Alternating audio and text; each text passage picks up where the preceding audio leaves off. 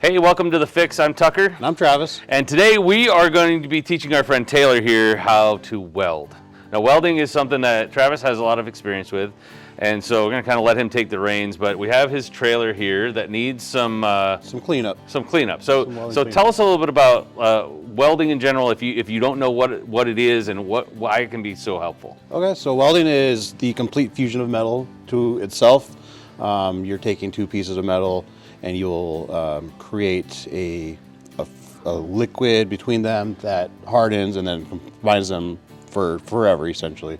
It has applications everywhere, pipe welding, all sorts of stuff. And practical for us today, because this is something that you guys use. It holds your tent up so you can take your family out camping. Exactly. So Taylor, have you ever welded before?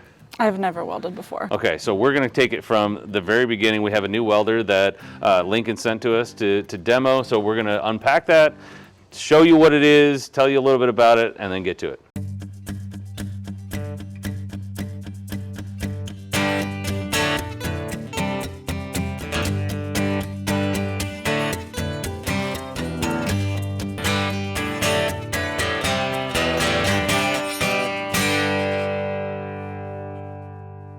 All right, so this is the Lincoln 90i FC weld pack. This is a smaller portable wire welder, which that's about all I know about it. So explain to us exactly how this works. All right, so this is a 90i flux core. That's what the FC stands for, meaning that it's gasless. So this is a MIG welder without the gas.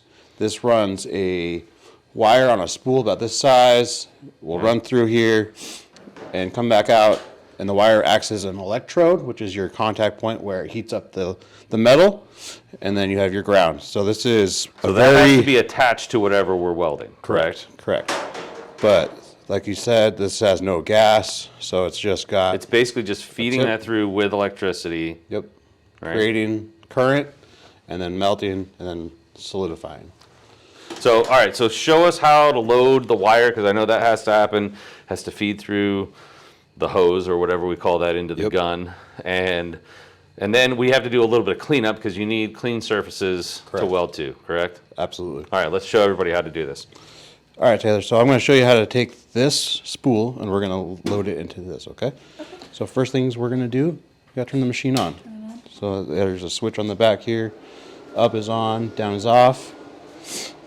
We will open up the top, and there is a spool, spindle, hopper, whatever you want to call it, some place to hold the wire. Put on there, and you have this little tie down here that just locks it in place. Okay. You'll open up this so you can get your guide wheels opened up.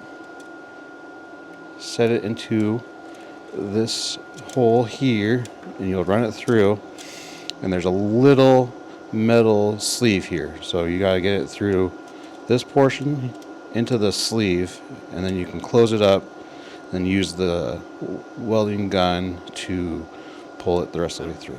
Let's stop for a second before we go any further and talk about PPE, personal protection, because this can be very dangerous. Lots of sparks, whether we're grinding and cleaning up the weld spot or we're actually welding. A lot of damage, especially to your eyes. Yep. I've had metal shards pulled out of my eyes multiple times. It's lots of fun. So a big part of this is protecting your eyes. Shields like this are great for when you're grinding. It's just a little bit easier than putting on glasses. I like these. But then let's talk about welding helmets and welding goggles, because it's super bright and you can damage your eyes when you're welding. Absolutely. And there's different shades. So for this one, this is a lower shade. That's typically going to be for your oxyacetylene cutting or any cutting process. These are auto shades. Which means what exactly? So it means that they are automatic, will shade when you are welding. Because they're so dark, because the welding is so bright, that a lot of times if you have that down, you can't see anything until you start welding. So auto shading turns the shade on when the welding starts. So you can be ready all the time. So you can be ready all the time. You don't have to take it up and down, up and down. So the other thing we're protecting against is sparks that can go through anything. So Taylor's wearing one of our welding jackets. So these are just fire retardant, so the sparks don't burn holes in it. Like if you ever sat around a campfire and you got holes in your jacket or your jeans, these prevent that. So that's why Taylor's wearing that, so that we don't get holes in Taylor's jacket. And so we're just kind of trying to be protective of every part that's going to be around the sparks, because this can be very precise. You want to get super close with your eyes or your hands, Yep. so you can get a good final product. So these protect you while you're doing that. Absolutely. So I'm going to be grinding out this groove right here. This is an old weld from a previous owner of this trailer.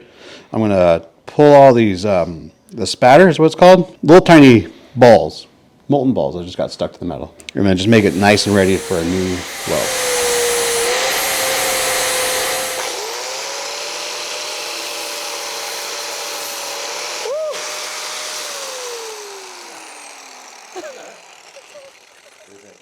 That was kind of cool. We'll get this started back up again.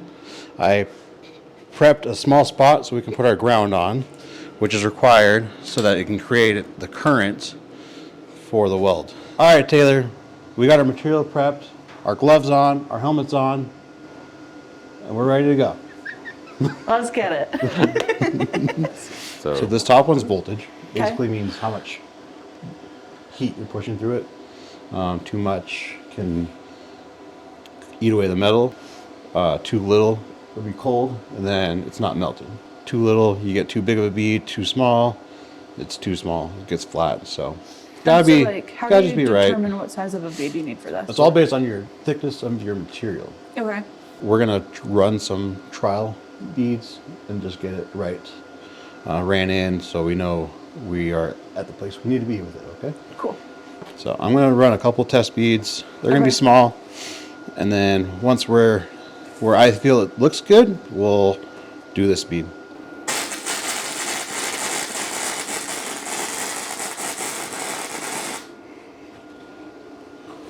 And do you need to worry about like the temperature outside? Is that going to affect it? Nope. Okay. So this is completely unaffected by wind. You can take this to your farm. And this would be just fine running on a farm.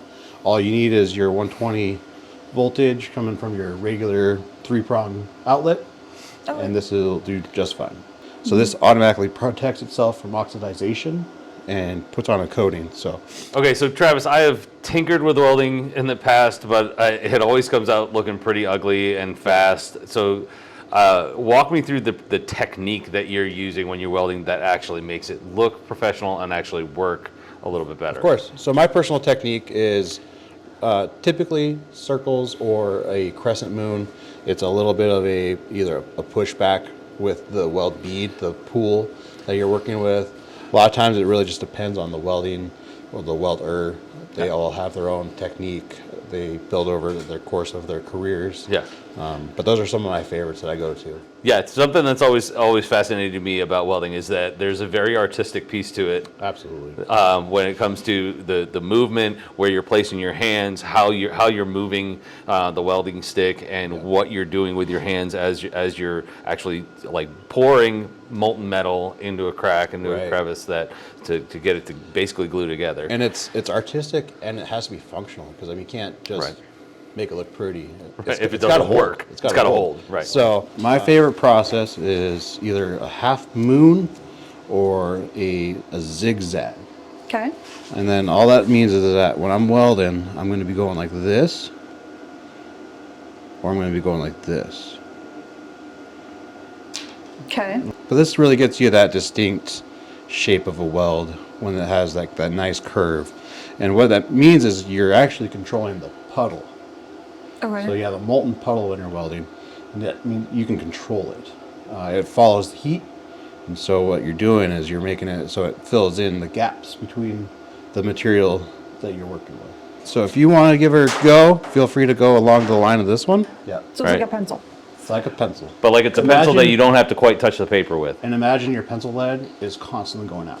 And it's okay to touch the metal? Mm-hmm. Okay. Yep. Oh, well, I know I saw it light on fire earlier. Yeah. I don't want that to be my finger. That's why you have the gloves on. Okay. All Did you right. say eyes? I say eyes, yeah. That just tells everybody that you're welding, so they can know that you're doing the process. Okay. Is it okay if I hold it like this? Yeah, wherever's comfortable, really. You're not gonna electrocute yourself Yep. if you get close. Ooh. Okay. Cool. Eyes.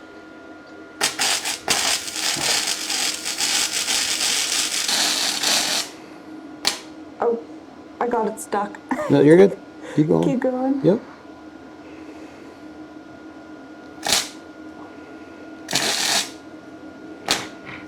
Okay. Do you see the puddle? Yeah. Yeah, once you see the puddle, you're like, oh, okay, I see how it goes. Yeah. Once I saw the puddle, it was okay. Yeah, see, look but at then that. I kept getting it stuck. That's pretty good. You got both sides. You can tell there's movement. Yeah, that's good. Okay. Cool. All right, so Travis, the Lincoln 90i FC portable weld unit, nice and portable. It was easy to teach Taylor on. Yeah. What are your thoughts? You know, for never using this welder before, I've used flux core before, but this is my first time with a small welder like this that plugs in really easy. Setup was easy. I'm very impressed with this weld. Nice. That's a very, very satisfactory weld in my opinion, and I think I sign off on this with my experience, and I would absolutely recommend it to anybody that's in the market for a nice small utility welder. Nice. All right, so Taylor, first time welding. What do you think? It was a blast. I had a lot of fun. It's pretty neat. You can see why people go to school for this, learn how to. There's an artistic piece to it. There's a very technical piece to it, but super useful, Very useful. especially on a farm and a ranch. I think this thing, we could just, anybody could use it. Yeah, and this unit particularly, I mean, you could just throw it in your car and take it with you, like we were talking about. You can take it out into a field if you needed to weld something back together and fix it. So super helpful. Absolutely. Learn a new skill, Yep. and you can flip your helmet down. Thanks for watching The Fix. We'll see you next time.